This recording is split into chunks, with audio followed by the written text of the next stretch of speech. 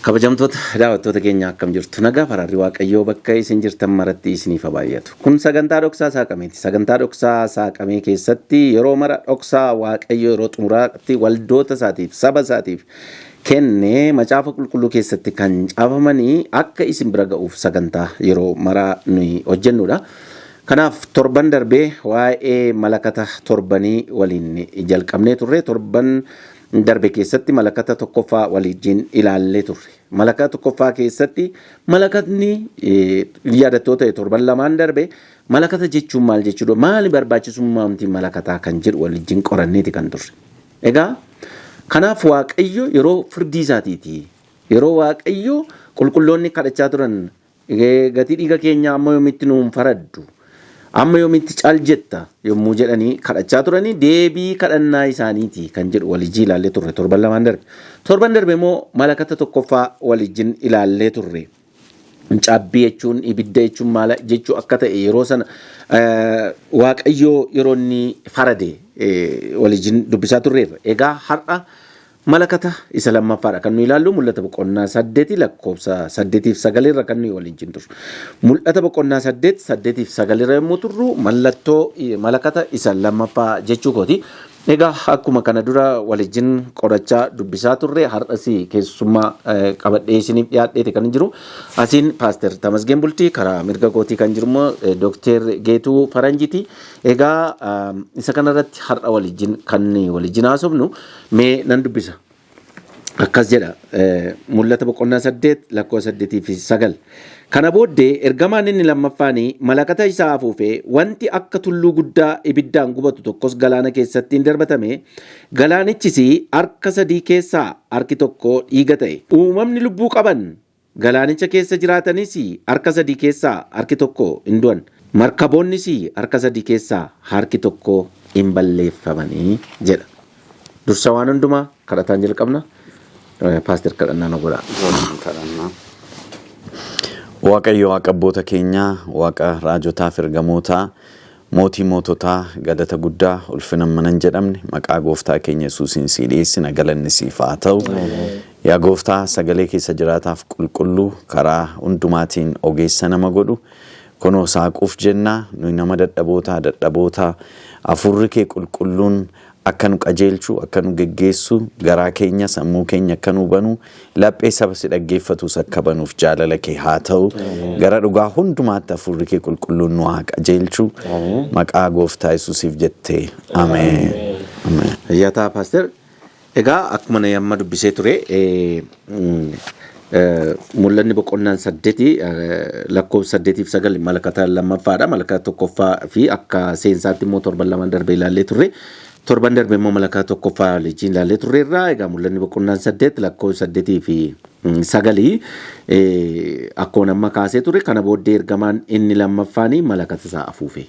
Ergamaa lammaffaadha kan afuufe wanti akka tulluu guddaa ibiddaan gubatu tokkos galaana keessatti darbatamee jira. Kanumarraa yookaan gaariidha. Tulluu guddaa jedha. Maa inni tulluuni gaaffiidha kana isiniif dhiyeessaatti jiru. Maa inni tulluun?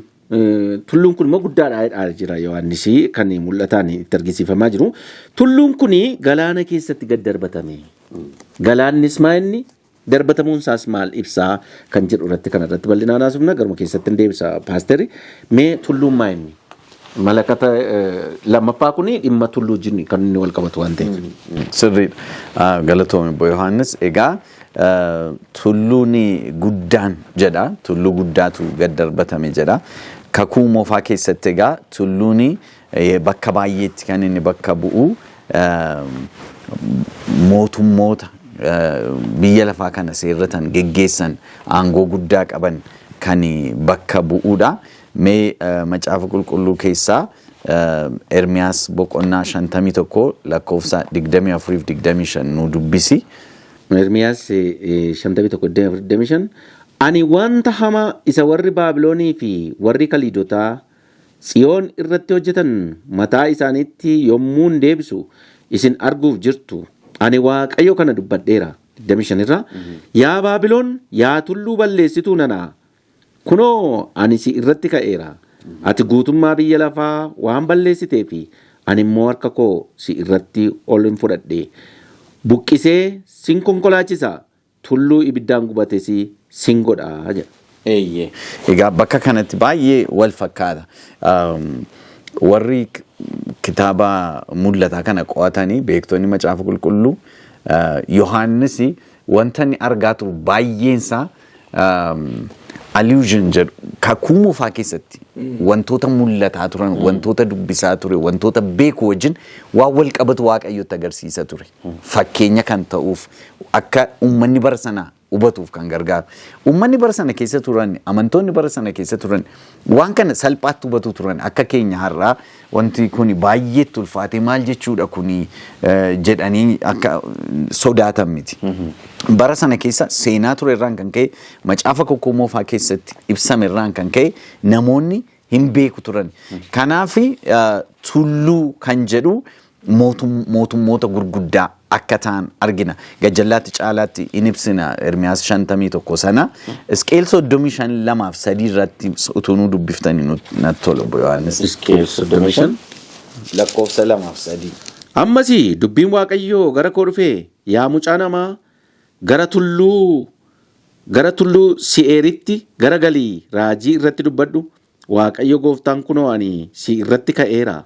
Yaa tulluu Se'iir ani harka koo si irratti ol nan fudhadha. Sinonsa sin balleessa jedha. Tulluu Se'iir.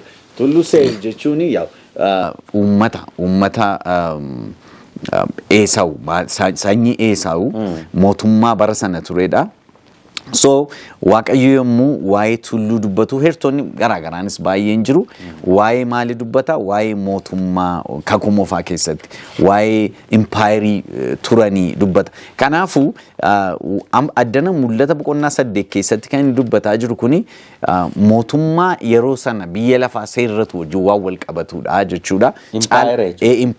Impaayira mootummaa guddaa, mootummaa bal'aa ilaallata. Caalaatti gadi fageenyaan ilaalla. Ani ergan kana jedhee tarii Dr. Geetuun akkatti dabalaniif carraa kenna. Hayyaata paasterii egaa gaara kan jedhu kuni iddoo tokko tokkotti Zakkaariyaas keessas yeroo dhannu saba jedhee bakka buusa. Isaayaas boqonnaa 2 yeroo dhannu saba koo gaara qullaarra jedha. Saba Waaqayyoo akka inni bakka bu'u argina. Asirratti garuu akkuma isin amma kaasaa turtani mootummaa yookaan immoo impaayera yeroo sana yeroo Yohannis mul'ata kana argaa yeroo akka bakka bu'u nu kaastani mee yaada dabalataa kana irratti qabda Dr. Ayyee galanni Waaqayyoof haa ta'u. Waa'ee malakatoota torbanii qo'annaa keenya jalqaba irratti seensa isaa irratti akkuma ibsine malakanni torban kun mul'ata boqonnaa 8 boqonnaa 9 keessatti kan ibsame maaliif barbaachise jennee ibsineetu turre. Amma sana xiqqoo wal yaadachiisuudhaani yoo sana hubanneerra nu galaa deema waan ta'eef jechuudha. Yeroo itti Waaqayyo firdii kennudha. Isaan kun kan inni agarsiisu jechuudha.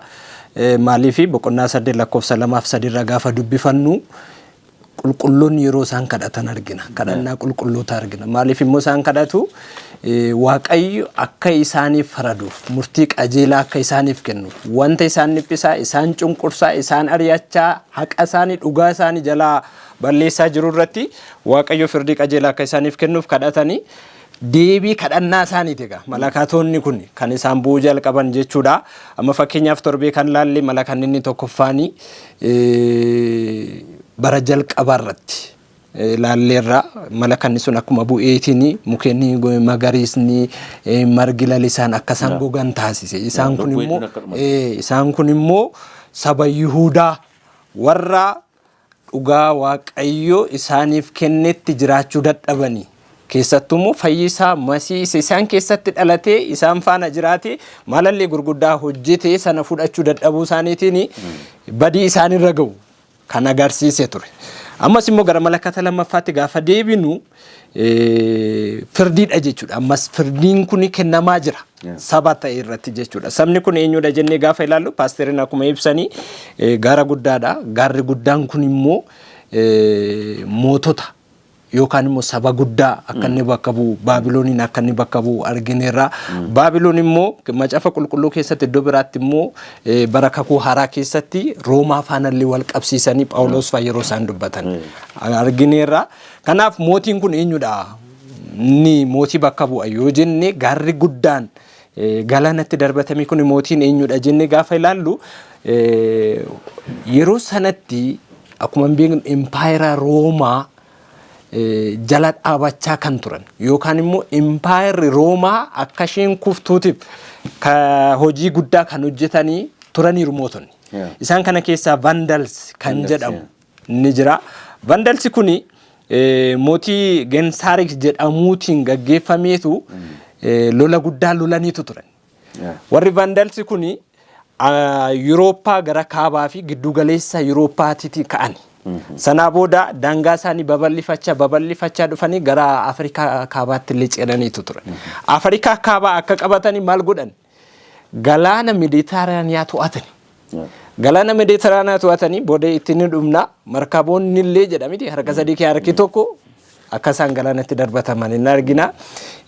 Galiin guddaan yookaan immoo daldalli impaayera Roomaa jabeessee ture Afrikaa kaabaarraatii galaa akka inni ture argina. So sana to'atanii sun immoo impaayerri guddaan sun Roomaan akka isheen dadhabdu gochuudhaatiin akkuma seenaan warri qo'attoonni macaafa qulqulluu dubbatanitti naannoo 455tti impaayerri Roomaa kun akka inni kufuutiif gahee guddaa akka inni taphate hin arginaadha.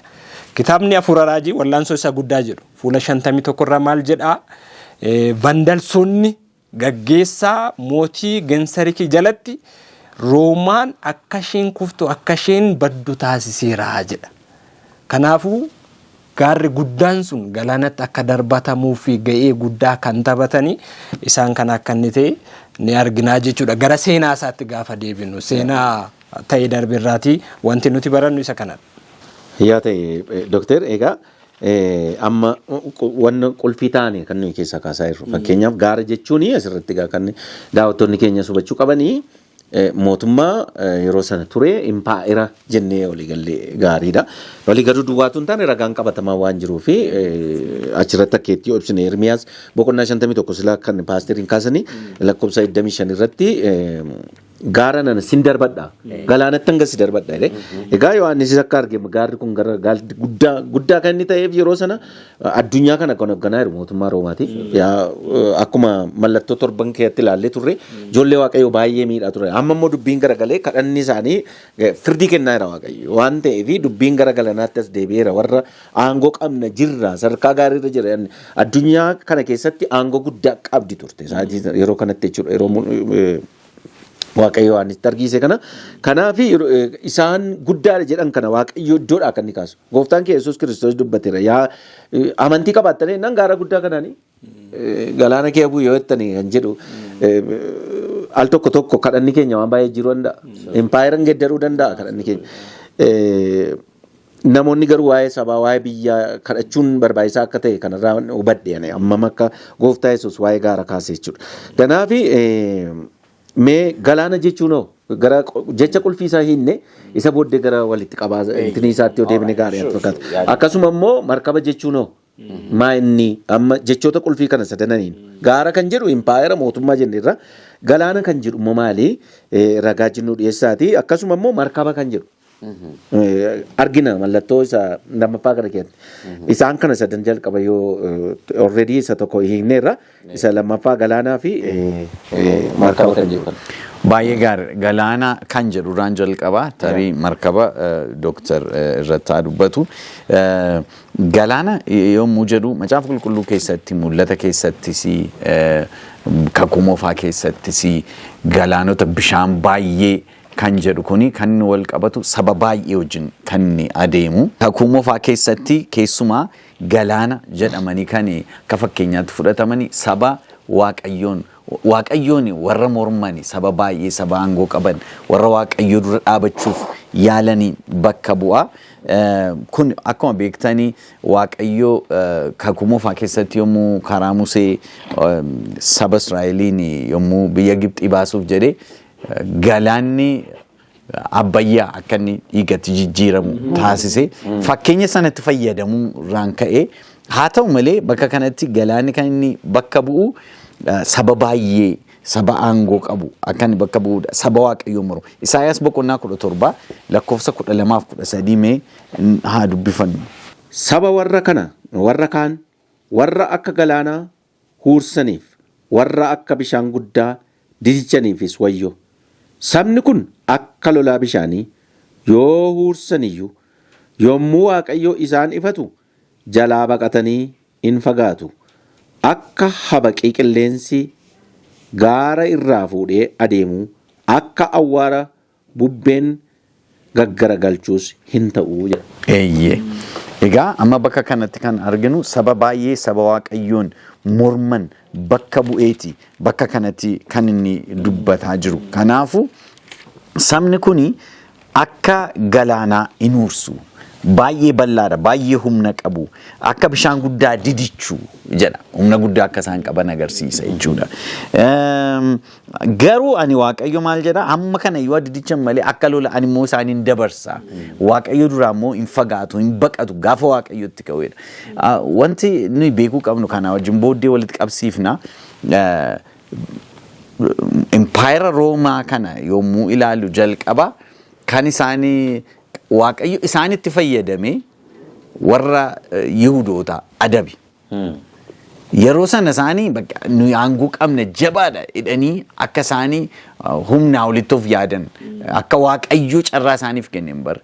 Baabiloon ishee durii yoo ilaalle Naabukadnezar Waaqayyo maal jedha garbicha koo itti fayyadame Waaqayyo. Kana jechuun garuu inni takka ture inni irraanfatee Waaqayyo isaa carraa kenneef sana dhiiseetu inni aangoon kanuma kooti jedhee yaade yeroo sana Waaqayyo hamma inni marga nyaatutti lafatti isa deebise jechuudha fuula isaa duratti. So bakka kanattis Waaqayyo maal jedha sabni guddaan sabni akka ursaa galaanaa didichu akka lolaa guddaa didichu kuni akka saba waaqaa irratti namoota kaanii agarsiisa. Akkasumas boqonnaa 57 lakkoofsa 20 irraa immoo waan inni jedhu utuu dubbifnee natti tola. Isaayyaasuma. Isaayyaasuma. Maal jedhaa ani baaseera nan dubbisa. Warri jalloonni garuu akka galaanaa hunkuramee boqonnaa dhabuu akka isa dhoqqee jalaa kaasee bishaan booressuuti jedha. Warri maal ta'ani? Warri jalloonniidha. Warri Waaqayyoon hin sodaanne isaan akka galaana hunkuramee boqonnaa dhabuuti jedha. So bishaan guddaa galaanni guddaan jedhamu kuni saba baay'ee saba garuu Waaqayyoon mormu adeemsa Waaqayyoon mormu bakka bu'aa jedhanii kaa'u beektonni Macaafaa fi Macaafni Qulqulluunis. Hayyaata Dookter akkuma isin kaastanii egaa amma saba baay'ee afaan baay'ee jennee jecha gabaabaadha yoo keenye amma gaara laalleerra gaara jechuun mootummaa impaayera yeroo sana jiru addunyaa irratti beekamaa kan ta'e gaara guddaan immoo gaarri mootota yommuu ta'u gaarri guddaan yookaan amma Yohannis argaa jiru mootota hundumaarra ol ka'ee mul'ataa kan jiru Roomaa ture yeroo sana bulchaa turte egaa. Meeshee kanan dubbisa ragaa ta'uufiidhaaf mul'ata boqonnaa 17 lakkoofsa 15 akkas jedha. Itti dabalees ergamaan ani ergamichi anaanii bishaanonni ati iddoo isheen ejjituun teessutti argite immoo nama baay'eedha, tuuta baay'eedha, saba baay'eedha, afaan baay'eedha jedha. Kanaafuu saba baay'ee, afaan baay'ee, sanyii baay'ee, tuuta baay'ee jechuu dandeenya jechuudha. Bishaan. Mee Dookter Geetu gara kennu faayira. Jechoota baay'ee qulfii ta'an as keessaa inni sadaffaani markaba kan jedhudha. Mee markaba jechuun maal jechuudha? Maal inni bakka bu'a? Markabni biyyi markaba qabdu guddummaa ishee badhaadhummaa ishee agarsiisa. Of danda'uu ishee waan hundumaa qabaachuu ishee agarsiisa. Eertuun kana sirriitti nu ibsu Baabilooniif kan barreeffame mul'ata boqonnaa 18 lakkoofsa 17 hanga 19 nu dubbisa. Mul'ata 18 17 hanga 19. Sa'aatii tokko keessatti badhaadhummaan kun hundinuu waan bade ta'eera hin jedhu. Warri markaba irratti ajajan, warri markabaan adeeman, warri markaba keessa hojjetan, warri hojii galaanaa irratti hojjetamuun jiraatan hundinuu ishee irraa fagaatanii hin dhaabbatan. Aara gubachuu ishee yeroo argan iyyanii mandara kamtu akka mandara guddittii kanaa ture jedhan. Biyyoo mataa isaanii irratti firfirsanii hin bo'ani hin gaddanis iyyanii mandara guddittii ishee warri markaba galaana irraa qaban hundinuu badhaadhummaa isheetiin sooramaniif wayyoo wayyoo sa'aatii tokko keessatti kan badde taateetti hin jedhanii jedha. Kanaafuu iddoo kanatti kan arginu Baabilooniitiif ergaan barreeffame kuni mandara guddittii ishee warri markaba galaana irraa qaban warri markaba galaana irraa qabanii warra qabeenya guddaa qabanidha warra ofitti amananidha waan hundumaa qabna wanti biraa wanti nu barbaachisu hin jiru jedhanii warra amananidha. Kanaatiifuu Waaqayyo immoo isaan adabuu gaafa barbaadu amma Baabilooniin gaafa adabu isaan kun warri markaba irratti hojjetan kun galaana irraati warri markaba qaban kun irraa ba'ani irraa fagaatan kanaafuu magaalittiin hin onte hin gubatte. As keessattis kan arginu impaayera Roomaa isa waan hundumaatiin qabeenyaanis daldalaanis of geessistee waan hundumaa qaba jettee addunyaa to'achaa kan turte harka sadii keessaa harki tokko galaanatti darbatamuunsaa qabeenyi isaanii dinagdeen isaanii kufuu kanan agarsiisu. Dinagdeen isaanii kufuu sababii isaan of tulaniif qabeenyummaa isaan irratti hirkatanii waan hundumaa qabna jedhanii ofitti amananii Waaqayyoon dhiisanii of irratti waan xiyyeeffataniitii fi sanatti amanuun isaanii kufaatii biraan akka isaan ga'e. Kanaafuu markabni kan agarsiisu biyyi tokko of tulummaa isheen qabdu waan qabdu irratti qabeenya qabdu irratti hirkatte of tulummaa ishee kan hin agarsiisu kan calaqqisiisu jechuudha.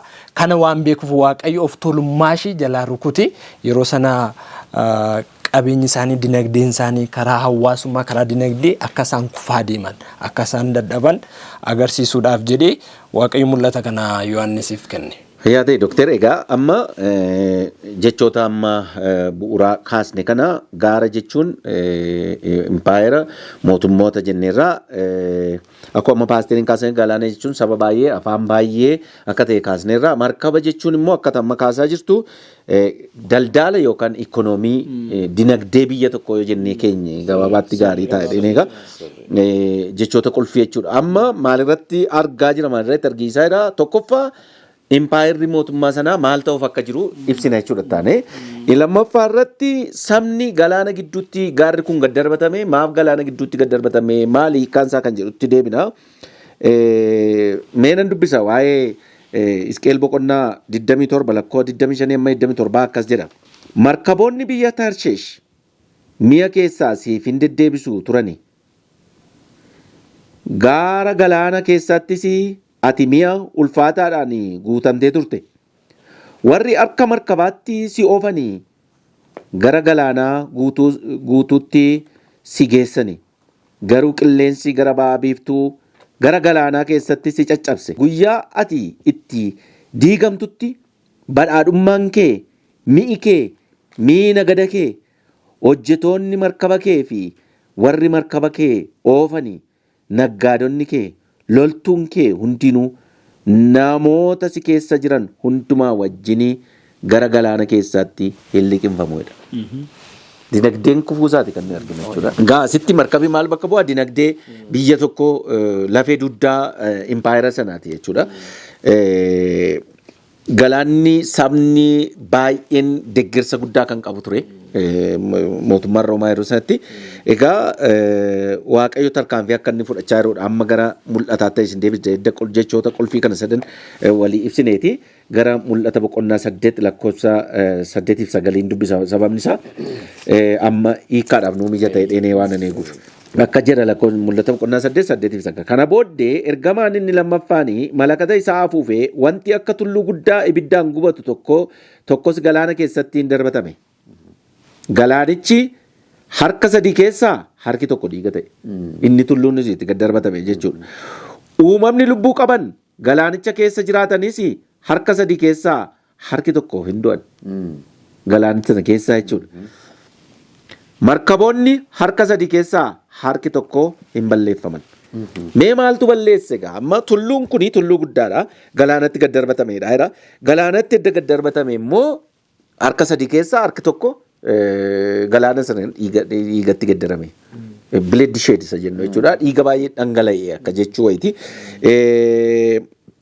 Lammaffaa meesuma kanarraa turru tulluun sun yeroo kufe mootota gidduudha impaayirri Roomaadhaa yeroo kufe impaayira eddeenne tulluun impaayirri Roomaa yeroo kufe maaltu ta'e eenyutus akka kufu godhee isa jedhu irratti bal'inaan haasofna. Baay'ee gaariidha. Baay'ee mana ajaa'iba. Macaafni qulqulluun keenya akkaataa inni itti waan hundumaa walitti qabsiisu bara sana keessa bara Yohannis mul'ata kana argaa ture. Roomaa jechuun mootummaa kufuu dandeessuun fakkaatu gonkumaa. Haala mijeeffatteetti gara baha giddu kaleessa kana namni dhaqee arge iddoo baay'eetti iddoo isaanii loltoonni isaaniitiif baaraks ijaaran yookiin iddoo kaampii loltoota isaanii manneen mootummoota isaanii iddoo dhagaan tokko duwwaan amma kana galee amma kana kan ga'u bifa kanaan ijaaranii qopheessan. Roomaan Waaqayyo Roomitti mootummaa Roomitti bifa gaariinis fayyadameera yommuu isaan immoo hamminaaf fidan immoo itti galamina isaaniitti immoo itti deebi'ee murtoon Waaqayyoo irratti ka'eera. So maal argina yeroo sana maaliifan jedhee mootummaan Roomii gooftaan keenya Yesuus Kiristoos kan inni dhalate mootummaa Room keessa. Wangeelli harki caalu kan inni biyya Awurooppaa ga'e, Iisiyaa ga'e, Afrikaa ga'e bara Room keessa. Kun attamitti ta'e jettanii yoo ilaaltanii Roomii mootummaa ishee baay'ee jabaa waan tureef. Room kan isheen ittiin beekamtu waan lamaani. Tokkoffaan infrastructure yookiin immoo bu'uura misooma bu'uuraa kana babal'isuutti baay'ee beekamtu turte. Kanaafuu karaani at least konkolaataan yeroo sana konkolaataa gaafa jennu konkolaataa fardeeniin harkifaman saragalla afaan Amaaraatiin isa jedhamu kan irra deemu biyya meeqa amma meeqaatti kan deemsisu haala mijeeffattee turte. Maaliif biyya hundumaa bituutiif akka mijatuufiif. Lammata mootummaan Room kan isheen ittiin beekamtu ni jabaani government yookiin bulchiinsaan baay'ee beekamtudha. Seerri isaanii baay'ee gadi fagoo ture. Seeraan beekamoodha, baay'ee jaboodha. Sirnaan adeemuutiin baay'ee beekamu turan. Kanarraan kan ka'e biyya lafa baay'ee jabeessanii bitaa turan. Egaa gooftaan keenya Yesuus Kiristoos bara sana keessa dhalate. Wangeelaa fi wangeelli biyyoota garaagaraatti akka faca'uu fi misooma bu'uuraa mootummaan Room yeroo sana keessa haala mijeessite suni wangeelaaf karaa ta'e. Daldalli akka bal'atu godhe. Daldalli iddoo garaagaraatti akka bal'atu godhe. Afaan yeroo sana afaan Roomaatti yoo fayyadaman yookiin Laatinitti yoo fayyadaman afaan Giriikii isaan dura ture immoo afaan saayinsaawaa yookiin afaan scholarship godhanii itti fayyadamaa turan. Sun immoo akka wangeelli caalaatti bal'atuuf karaa bane. Haa ta'u malee egaa Roomii bifa sanaan yeroo beekamtuu taate biyya lafarra turte sana eenyullee ishee sochoosa jedhamee yaadamne.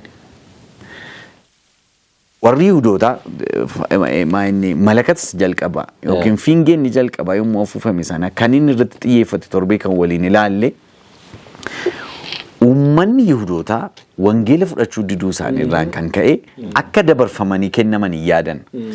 Eeyyutti dabarfamanii kennaman warra Roomaatu isaan balleesse. Magaalaa Yerusaalem hin gubanii, mana qulqullummaa hin gubanii, hin diigani. Saba Yihudootaa almost humna buusan. Hammarraatti manni qulqullummaa sun deebi'ee hin ijaaramne, hin ijaaramuu jedhe gooftaan Yesuus. So hamma sana humna jabaa qabu turan. Hamma sana Waaqayyo yeroo sana akka meeshaatti itti fayyadame. Garuu immoo Waaqayyo ulfina waan hin laanneef booddee immoo maal godhan wangeelli akka hin babal'annee fi gufuu guddaa ta'uu jalqaban. Wangeelli akka hin babal'anne. Isaan irrattis Waaqayyo akka inni tulluu guddaa sana buqqisu godhe. Kan baay'ee nama ajaa'ibu hojii Waaqayyo guddaa akka ta'e kan beeknu fakkeenyaaf mootummaa Baabiloon yoo ilaalle mootummaan Baabiloon baay'ee jabduu turte guddaa turte. Karaa inni itti mootummaa Baabiloon jiksee baay'ee karaa salphaa ture yaadattu yoo taatan. Baay'ee salphaa ture. Utuu isaan nyaatanii dhuganii utuu isaan sirbanii irraan ba'anii halkan tokkotti galagalchan. Lola guddaan lolamee mini. Halkan tokkotti galagalte Baabiloon. Isin hin ajaa'ibu hojii Waaqayyo. Roomaanis akkasuma godhe Waaqayyo. Maal jechuudha mootummaan Room waan kuftuun fakkaatu turte gonkuma. Garuu naannoo isaanii kan turan Visigoths, the Goth warri jedhaman jiru, Vandals warri jedhaman jiru. Isaani uummata xixiqqoo turan, the Mongols warri jedhaman uummata xixiqqoo turan. Uummanni suni garuu ka'anii mootummaa Roomiin akka isheen hin jirre godhani jechuudha. Dooktar Caalaatti irratti dabalu. Kanaafuu kufaatii Roomiin akkan agarsiisu Waaqayyo Room irrattis akka murtee dabarsaa jiru. Inni hundumaa gararraa jiru Room gararraa akka jiru Waaqayyo kan itti agarsiisedha jedhee yaada. Dooktar irratti dabalu yaati. Yaata egaa dooktar asirratti illee yaadatti dabalta. Amma gaarri kun gara bishaan galaanatti kan darbatame. Galaanatti darbatamuudhaan immoo lubbuu hedduudha kan miidhame. Egaa saba gidduutti gadi kufuu isaati kan nuyi arginu. Maaliif sadarkaan bulchiisa isaanii yeroo dheeraa ol ka'uun isaanii kun gad deebi'e. Sababa atillee kaastee turte sila.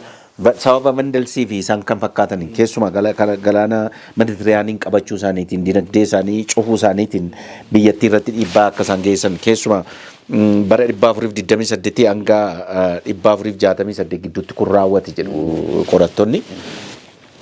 Keessumaa bara 455 sanarratti Room baay'ee liqimfamte jedhanii kaa'u yeroo jeneraal cuunfanii kaa'anii Room kan isheen galaanatti kan liqimsamte gaara taate kan turte kan kufte kuni bara 455 keessatti dhaloota Kiristoosiin booda achirratti baay'ee kufte. Sababa kufaatii kanaatiin fudhatamummaan ishee iddoo gadhiise jedhanii kaasu. Mee kanarratti yaadallee akka dabaltu duukaa kanarra dabaleesi oluuf qabuun yeroo baay'ee Waaqayyo hin jaallatu. Room baay'ee oluuf qabde Waaqarratti. Yoo yaadatte ta'e kakumoofaa keettis baay'ee Waaqarratti oluuf qabde. Akkasumallee ana caalaa waan hundaa gochuu nan danda'a. Maal jennaa self sufficiency isa jenna. Ga'umsa mataa ofii ofitti amanuu kana kan Waaqaan of qixxeessite. Sababa kanaaf Waaqayyo qulqulloota illee akka mallattoo keetti ilaalaa turre mallattoo torban keetti kana dura ilaallee dabarree qulqulloota hedduudha kan isheen fitte. Sababa kanaaf Waaqayyo murtii kenne. Egaa mee kufaatii kana ol qabsiisiiti akkasuma galaana yeroo sana harka sadii kee harka tokko jijjiirame dhiigatti geddarame wajjin wal qabsiisi. Akkuma isin ibsitanii egaa Waaqayyo murtiidhaaf ka'e. Amala Waaqayyo keessa inni guddaan kana baay'ee kan namatti tolu hundumaafuu carraa kenna. Amma isaan kuni warra Waaqayyoon hin beekne turan. Isaan maan immoo fayyadameetu firdii kenne saba Yihuudaa irratti akkuma paastoriin sirriitti ibsan jechuudha. So yeroo kana gaafa Waaqayyo isaan gargaare karaa hundumaan milkaa'ina isaaniif kennu. Dinagdeen isaanii gaafa babal'atu bulchiinsi isaanii daangaan isaanii gaafa babal'atu addunyaa irratti gaafa jabaachaa guddachaa adeemanii gara ofitti deebi'an. Beektu kun immoo jalqabuma isa hamaa sana keessa kan bule. Luusferiin seexana kan taasise kanadha. Kana olof qabuudha. Isa samaayirra isa darbate amala isa samaayirra isa darbate sana baroota keessatti hangammat hamma gaafa gooftaa Yesuus Kiristoos dhufutti illee ilmaan namoota gidduutti haa ta'u mootota gidduutti wanti sun akka babal'atu akka hojjetu taasisa. Sun immoo kufaatii hamaafidha. Waaqayyo sana faana uumaa tokko wanni hin qabu. Gara laafina hin qabu. Kanaaf mootummaan Roomaa baay'ee babal'attee baay'ee guddattee akkuma paastoriin jedhanii sana booda wangeelaa fi diina ta'uu jalqabdi. Ni beektu bartoota gooftaa Yesuus Kiristoos hunduma isaanii Yohannis irraa kanaa fi hunduma isaanii kan ajjeesise Room. Gooftaa Yesuus Kiristoos mataa isaa dabalatee jechuudha. Kanaaf isayyuu immoo carraa kenneefiitu ture. Waggaa dheeraa Waaqayyo obsaan eegeetu ture. Gaafa isheen deebi'uu dadhabdu akkuma paaster jedhanii waanuma xiqqaa fayyadamuu jalqabe. Saba baay'ee xiqqaa. Saboota baay'ee xixiqqoo fayyadameetu Waaqayyo humna addaa isaaniif kennee mootummaan amma kana jabaattu kun akka isheen salphaatti mo'amtu. Garuu lolli guddaan lolamii dhiigni hedduun dhangala'e. Galaanni gara dhiigaatti jijjiirame kan jedhu suni sabni baay'een dhiigni isaanii akka isaan dhangala'e hin argina. Akkuma jalqaba irratti ibsuu jalqabne yaallee keessattuu vandalsonni in fact waa'ee vandalsota kanaa raajii Daani'el keessatti dubbatameera. Boqonnaa 7 lakkoofsa 8 irratti gaanfi xiqqaan sun gaafa ba'u isaan kana sadan buqqisaa jedha. Astrogos, Vandalsii fi Herud kan jedhaman isaan kana sadanii isaan keessa Vandalsi aga amma humna qabaattitti humna qabaatti Roomaa impaayera Roomaa kuffisuu dandeessetti. Booda garuu isaanii Trinitiitti namanan amantiin isaanii dhimma sadan tokkummaa waaqaatti namanan. Waldaan Kaatolikii immoo Phaaphaasiidhaan kan gaggeeffamtu ijoon isaanii isa kanadha. Kanaaf gaanfi xiqqaan sun gaafa ba'u Phaaphaasiin gaafa dhufu jala dhaabachuu hin dandeenye mo'atanii akka sabaatti lafarraallee yeroo isaan itti badaniin argina. Haa ta'u malee garuu amma Waaqayyoof harka ta'aniitu mootummaa Roomaa kuffisuudhaan ga'an. Baay'ee akkuma jalqaba dubbannee beektonni gaafa ibsanii gara Yurooppii kaabaa giddu galeessa Yurooppii irratti baay'ee babal'ate achi jalqabaniitu daangaan isaanii garuu baay'ee babal'atee hanga Afrikaa kaabaallee ga'anii jedha. Afrikaa kaabaa akkuma ga'aniin wanti isaan godhan yoo jiraate maalidha? Galaana Meditiraaniyaa to'atan. Galaanni Meditiraanii immoo karaa itti daldalli guddaan wal keessa deddeebi'uu ture. Maddi galii ishee achirraatiin galaanni sun gaafa qabamu daldalli isaanii gaafa dhaabbatu dinagdeen Roomaa kufuu jalqabee jechuudha. Dinagdeen isaanii kufee akkasumas immoo lola guddaas waan kaasaniif dhiigni baay'een hin dhangala'e namoonni baay'een isaan jalaa loltoonni isaanii baay'een isaanii jalaa dhumanii kanarraan kan ka'e gaarri guddaan sun akka inni kufuu argina jechuudha. Yaa ta'e Dookter. Egaa mootummaan impaayerri Roomaadha. Akkuma isin amma kaasaa turtanii lamaan keessanuu keessumaa Vandals yeroo isheen Meditiraaniin qabatte ikoonomiidhaan kuffisaniiru jechuudha. Dinagdeen biyyi tokko jira kan jedhamu yoo bulchiisi jiraate akkuma isin amma kaasaa turtan bulchiisi sirnaan yoo jiraate lama dinagdeen biyyatti yoo jiraate. Sadaffaa sabni yoo dhimma sana irratti deeggarsa guddaa qabaate. Kana sadan egaa mootummaan Roomaa sadan kana irratti miidhame jechuudha. Tokkoffaa galaana sana keessa galaanni iyyuu miidhame lubbuu hedduu dhume harka sadii keessaa hawaasni harki tokko hin dhume jechuudha. Dhiigni hin dhangala'e. Inni lammaffaan bulchii isaanii iddoo gadhiise. Sababni isaa kufaa dhufe hawaasa gidduutti fudhatamni isaa gadi bu'aa waan dhufeefi kufaatii jabaatu dhufe jechuudha. Inni sadaffaan ikoonomiidha. Dinagdeen biyyattii hin kufe jechuudha. Dinagdeen kun yommuu kufu Waaqayyo dinagdee kana markabaan fakkeesse. Saba dhumaa jiran kana galaana godhe. Galaanaan fakkeesse. Mootummaan kufuusaa dadhabaa ta'uusaa saba gidduutti fudhatama dhabuusaa akka duriitti humni isaa hojjechuu paaworiinsaa waan hundumtu iddoo gadhiisuusaa gaaratti fakkeessee akka kanatti ibse jechuudha. Amma waan hundumaan Roomaa waan kuftee fakkaatti Malakata lammaffaa kanarratti Waaqayyoo firdii kennaa jira. Maaliif qulqulloota hedduu dhiiga dhangala'aa yaadattu yoo ta'e Gooftaa Yesuus Kiristoosiin keessaa ajjeesuudhaaf daa'ima dhuman hin yaadattu. Yeroon dhalatee kaasee jechuudha. Roomaadha kan kana godhe. Olaaltan. Heroodisi dhimma kana waliigalee yeroo sana Roomaadha kan bushaa jiru. Heroodisis by the way Yihudaa miti ofiisaati. Silumayyuu ormarraati kan hidhaqee. Daa'imummaa isaatti waan warra Ibrootaa wajjin waliigalee fi afaan warra Ibrootaa danda'e malee biyya sanatti galaadha. Garuu dhokateeti kan inni mootummaa fuudhe akka waan Yihudii ta'etti. Indaam luboota baay'ee fixe bara sana wayyaa dannate. Mootummaa Roomaatti hirkatee luboota hedduu dhume. Luba tokkoon indaam caafaa tokkorraa akkan dubbisutti iddoo aarsaa inni dhiyeessine ettan sanadha. Yeroo Gooftaa Yesuus dhalate yeroo naannoo sana iddoo aarsaa irratti yeroo baay'ee horii dhiyeessitu horii fuula gaggaarii malkii gaggaarii qabdu dhiyeessitu amma mee booyyee dhiyeessan sareefaa dhiyeessan inni dhiyeessu tokko inni ajjeesan achumatti inni tokko immoo dhiyeesse. Yeroo sana kaasanii kiristiyaanota hedduu fite yeroo sana jalqabe bakka duuni kiristiyaanota irratti jechuudha. Luboota iddoo aarsaa irratti waan qulqullaa dhiyeessanii irratti mormame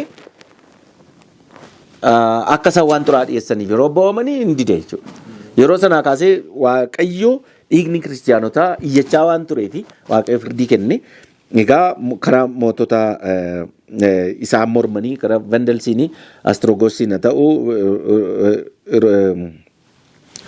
maashiin sadaffaan heeruliin haa ta'u karaa sana akka inni kufu ta'eera. Keessumaa geggeessaan Vandals inni maqaan isaa Jeneserik kan jennu jechuudha. Karaa sanaan akka inni miidhaa guddaa irra ga'u godheera. Egaa Waaqayyo tarkaanfii fudhatee Roomaan hin diigamte jechuudha. Hin kufte. Egaa saayitiin keenyas ga'aa waan jiruufi karaa kanaa Waaqayyo kufaatii jabaatti fide. Keessumaa 455 Roomaan iddoodha. Baay'ee kufte jechuudha. Dinagdeedhaan hin kufte. Bulchiisaan hin kufte. Deebitee aangoo sanatti deebite. hin miidhamte. Mee garuma keessa hin dhufa paaster daqiiqaa lama isni kenna gara dhumaatti finna waan ta'eef. Baay'ee gaarii. Egaa akkuma waliigalaatti yommuu ilaallu malakanni inni lammaffaan kun kan inni jedhu waa'ee kan inni dubbataa jiru waa'ee mootummaa Room kufaatii mootummaa Room Waaqayyo Room irratti akka inni murtoo dabarse akka isheen Waaqayyo irratti ka'uutiin akkuma jenne tokko saba Waaqayyo ari'achuutiin Dr. akka sila ibsanii sabni Waaqayyo baay'ee ari'annaa guddaa keessa kan darbani warra Roomaa jalatti lubbuun baay'een kan dhuman tokko inni lammataa early church yookiin waldaa ishee jalqabaa jalatti jechuudha. Inni lammataa mootonni isaanii nu waaqessaa jedhanii ani waaqa jechuutti kaa'ani. Tokko kan isaanii saba Waaqayyo ari'ataa turanii mootiitii fi aarsii mootiitii fi sagadii ixaana aarsii jedhamanii gaafatamu turan. Emperor worship mootii warra Roomaa akka waaqaatti ilaalamu turan. Qeesaariin gooftaadha jechuu qabu. Gooftaadha jechuu qabu jiraachuuf. Kiristoos gooftaadha jedhu yeroo sanan du'a. Hin du'a. Garuu kiristaanonni Qeesaarmin Kiristoos gooftaan jedhanii nuyi mootummaaf hin ajajamna. Hammanni amantii keenyatti hin buunetti. Hammanni ulfina Waaqayyootti hin buunetti. Hammanni Waaqayyoon dhiisaan waaqessaan jennetti mootummaatiif hin ajajamna jedha amantoonni. Haa ta'u malee Waaqayyoon dhiisaatiin hordofaan nu waaqessaa yoo jettan garuu isin hin fudhannu yommuu jedhanii lubbuu baay'ee dhume yeroo sana eeyuutu akkuma mootichi Naabukadnezar Ibroota sadan sana dargaggoota Ibroota sana eeyuutu harka koo keessaa sin baasa. Akkuma jedhe mootummaan Room kiristaanotaan eeyumi kan harka koo keessaa sin baasu jedhee yaadutti ka'e. Innaan Waaqayyo murtoo jabaa sana maaliin akka isaan mootummaa isaanii uummata salphaa ta'aniin dhaban godhe lammata immoo dinagdeen isaanii akka cabu godhe jechuun barbaada. Malakan inni jalqabaa fi inni lammaffaan kun egaa gabaabsinee gaafa ilaallu kan inni nutti mul'isu firdii Waaqayyo jalqaba irratti warra isatti dhaananii isatti siiqanii turan kan inni qaamaan faana ture Waaqa ta'uusaa fayyisaa ta'uusaa kan jireenya bara baraan isaan ga'u ta'uusaa ija isaaniin kan argan isaan kun garuu fudhachuu diduudhaatiin isa fannisuu isaaniitiif boodarra immoo akkuma amma jechaa turre duukaa buutota Kiristoos ari'achuu isaaniitii fi firdii Waaqayyo isaaniif kenne jechuudha. Saba Yihuudaa fi mootummaa Roomaa irratti. Kun maal nu barsiisa? Arrallee sagalee Waaqayyo firdiin manaa jalqabaa nuun jedha. Waaqayyo dhugaa gaafa nu ibsu, Waaqayyo gaafa nu gargaaru, Waaqayyo kallattii hundumaan gaafa nu milkeessu, nagaa gaafa nu kennu, jireenya gaafa nu kennu, Waaqayyo irra cala akkasuma akka isa beeknu, ulfina isaaf akka jiran, of dhiibnee isa irratti akka xiyyeeffannu. Isa inni nuuf kenne osoo hin taane kennaa sana isa irratti xiyyeeffachuun akka nurra jiraatu nu barsiisa.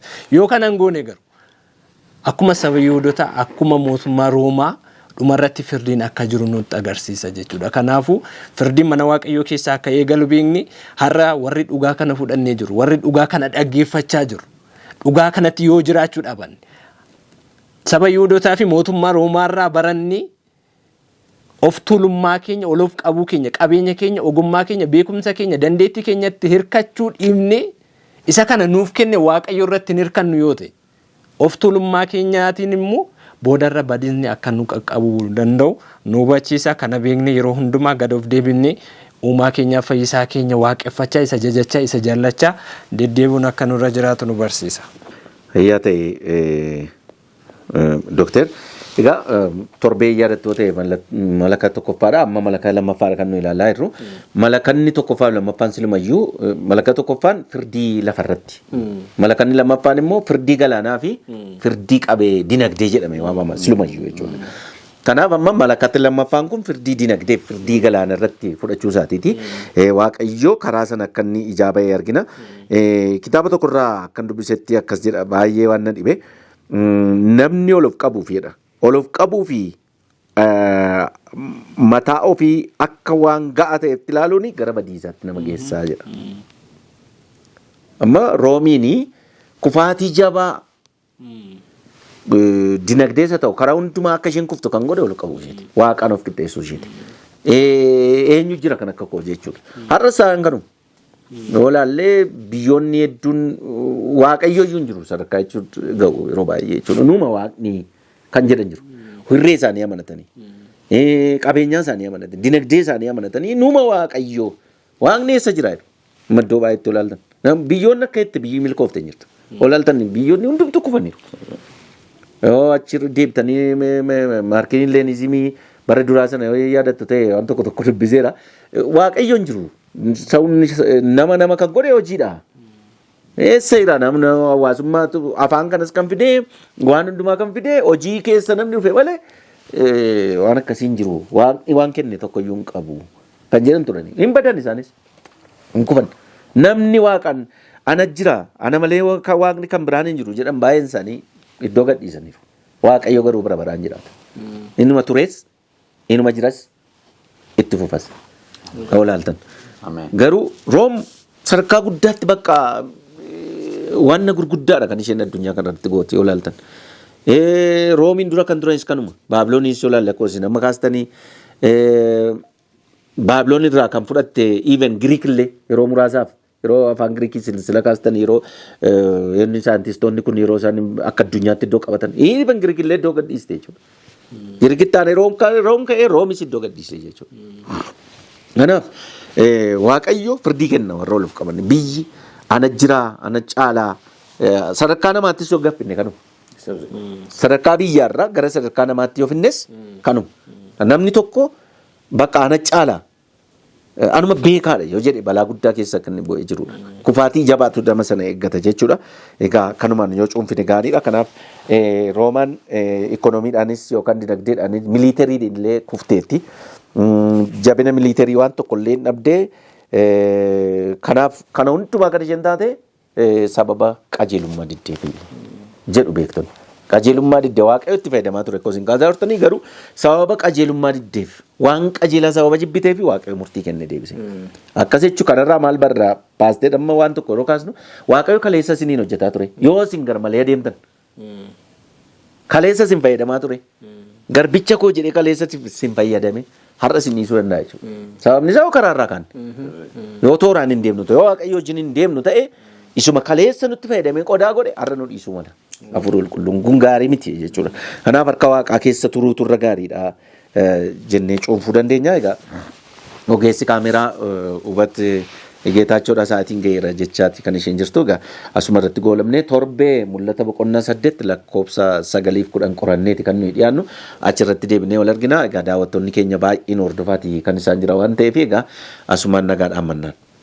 Kabajamtoota daawwattoota keenya egaa guyyaa har'aa kan nuyi waliin ilaalaa turre malakata lammaffaadha. Mul'ata boqonnaa 8 lakkoofsa 8 fi lakkoofsa 9 kan nuyi wajjin ilaalaa turre. As keessatti waan gurguddaadha. Keessumaa waan jechoota qulfii sadiidha kan nuyi ilaalle. Baay'ee jechoota bu'uura. Gaara guddaa. Akkasuma galaana. Akkasumallee markaba kan jedhudha. Markabni kun akka kufe. Dinagdeen warra Roomaa akka kufe. Sabni harka sadii kee harki tokko akka dhuman. Dhiigni isaanii akka dhangala'e. Akkasuma gaarri guddaan sun galaana gidduutti akka inni gadi bu'e argina. Impaayirri Roomaadha akka inni kufe akka inni iddoo gadhiisaa ture gabaabaatti ibsina jechuudha. Waaqayyo firdii kennee jechuudha. Firdii maaliiti? Firdii dinagdee fi firdii sabaa kennee jechuudha. Firdii sabaa kennee jennee kan nuyi ittiin cuunfinudha. Egaa torbee mul'ata boqonnaa 8 lakkoofsa 10-11 malakata sadaffaatiin deebinee wal argina. Asumaan nagaadhaan mannaa egaa isinillee dadhabdanii yeroo keessan aarsaa gootanii asitti argamtanii daawwattoota keenya biyya keessa biyya alaa karaa yuutuubii karaa tiivii karaa adda addaa nu daawwachaa jiran baay'ee sagantaa kana irratti baay'ee namoonni baay'ee yaada kennaati kan isaan jiranii adaraa jabaadhaa nu qajeeshaa jirtu addunyaan gara goolabbiitti dhufteetti kanaafiyyuu dhimma kanatti nu cimsaa kan jedhanii dhaammataniiti ergaa gabaabaadhaan naa erganiiti jiru. Egaa asumaan isin sababa yaadachiisumanii isinillee amileen keessan jabaatu waaqayyo hunduma keenyaa jabeessu jechuun jaalladha. Asumaan nagaadhaan mannaa torbee wal argina. Ayyaanni faraarri waaqayyo isiniif haa baay'atu. Nagaan nuuf tura.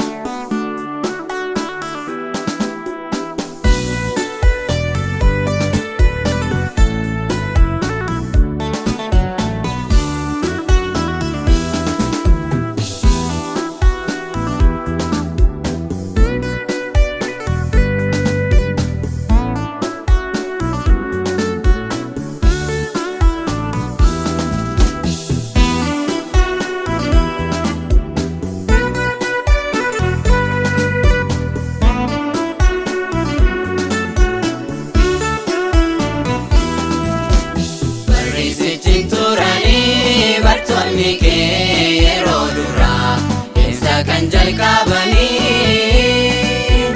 hojii fi amalli isaanii garaa garaa michoonni kee kan siif adda ba'anii har'as waliin kan jirru sabni dhuunfaa kee lafaa ganaa dhugaa kee ol qabnaa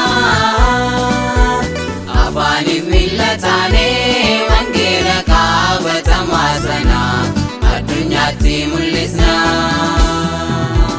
nuun hojjedhu mee har'aas nuun hojjedhu barbaanne raabartuu kees nu gooradhu humna fuura keessaa nu haaressu sagaleen kee samiirraa nu haadamaqsu.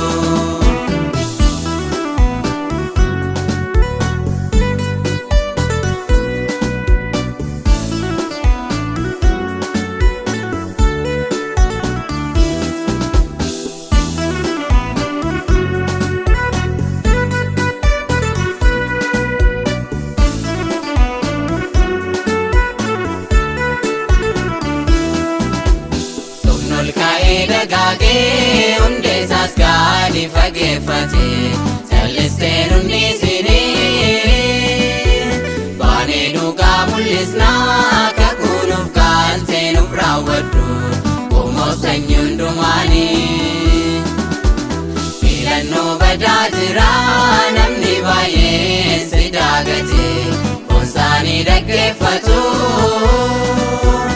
adaraa nu yaadadhu dhugaa jiru sirriitti qalbeeffatu nuun hojjedhu mee har'aas nuun hojjedhu barbaanne raabartuu kees nu gooradhu humna fuura keessaa nu haaressu sagaleen kee samiirraa nu haadamaqsu.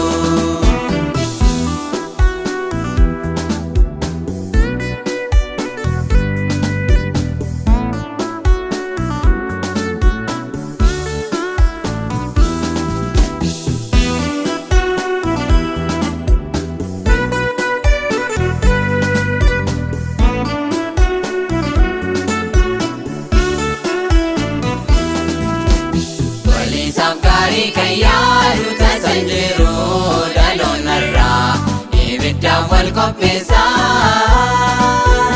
raajii dhugaa fakkaatee dubbisaas daara miidhagfatee lubbuu hedduu balleessaa kanaaf nu ijoolleen kee gaara keetti ol iyyannaa nuuf kennumnaaf jabinaa ofii keenyaa fayyinee garaa keenya ilaaltu fakkeenya gaarii taanaa nuun hojjedhu mee har'aas nuun hojjedhu barbaanne raabartuu kees nu gooradhu humna fuura keessaa nu haaressu sagaleen kee samiirraa nu haadamaqsu.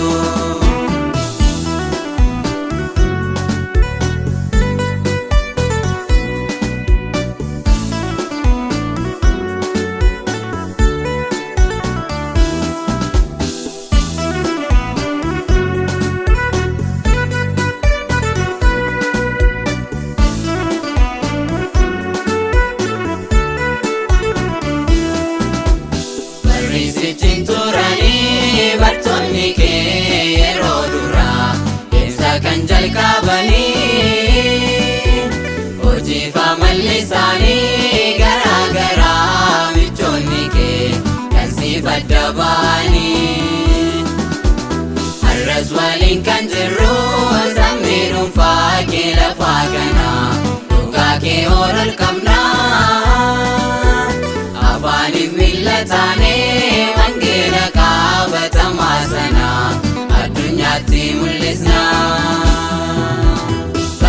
Jira sabni kee akka hoolaa kan matta deemaa jira hoola deemaa guddinaaf abdannuutu godhaatti ciisaarraa maaliif joonja'ee namni lubbuu isaatiif kalaamaan qopheeffatu dacheen xumuramteetti cubbuusaatti qalbii haa jijjiirratu badaa jira sabni kee akka hoolaa kan matta deemaa jira hoola deemaa guddinaaf abdannuutu mudhaatti ciisaarra maaliif joonja'ee namni lubbuu isaatiif galaamaan qopheeffatu dacheen xumuramteetti cubbuu isaatti qalbii haa jijjiirratu.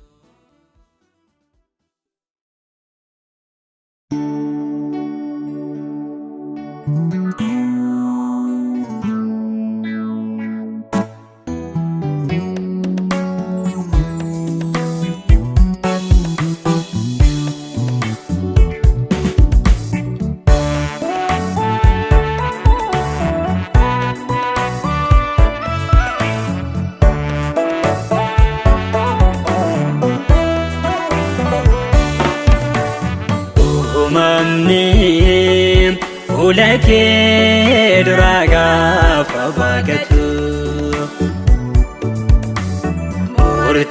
Murtodaf yommode bitewa kalladuftu Wa ekub senanja famijiru maljada Madalim Ufyakan ragamneef sinkadada Waa'ikub kalmeen fuula kee jiru maal jedha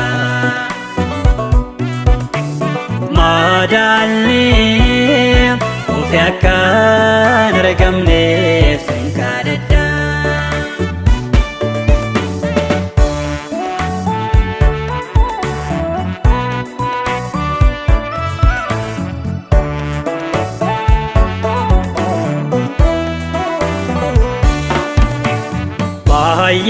Baay'eedhaaf lafarraa wanti nama guyyumsu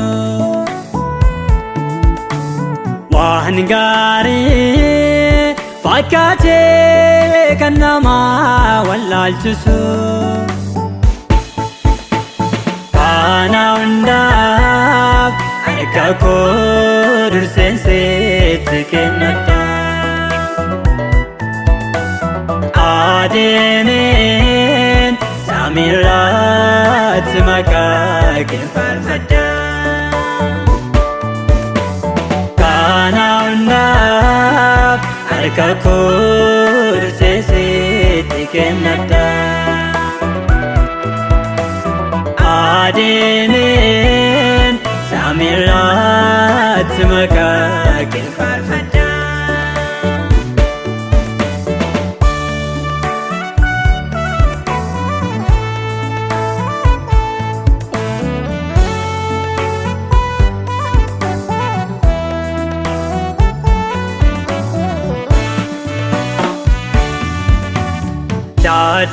Dadhabbiif karaa koo hundaan sittin kenna Samiirraat si aarsuus gumgummiin koo lafoona